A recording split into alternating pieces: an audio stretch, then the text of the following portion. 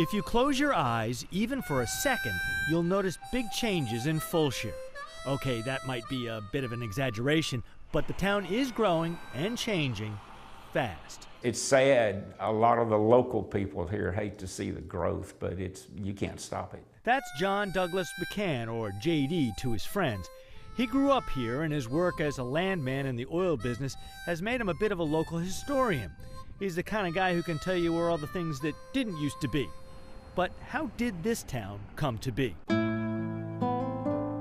We have Mexico to thank for that.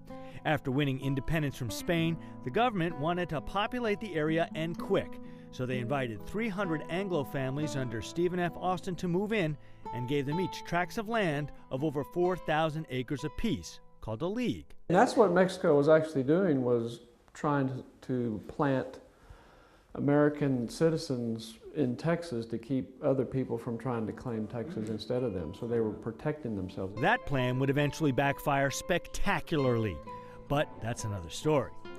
This is a map of Churchill Fulshear's league bordering the Brazos. The Fulshears flourished here, even building this large mansion. But there was no real town here. Fulshear owes its entire existence to the railroad. You see, back in the day, the railroad approached Pittsville, which is about 2.5 miles that way, about going through there.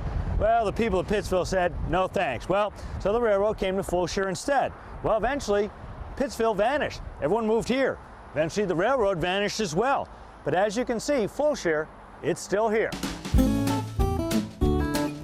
The railroad brought people and prosperity.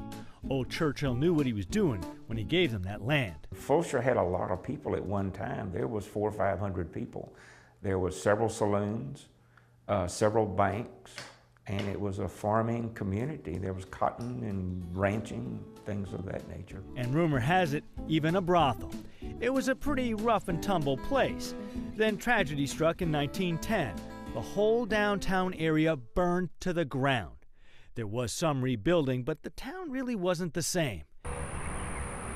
Now the West Park Tollway and the growth of Houston has fueled Fulshear's renaissance.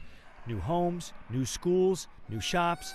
This town is now facing a new challenge: how to balance growth with preservation. Can they do it? Don't blink. In Fulshear, John Donnelly, Fox 26 News.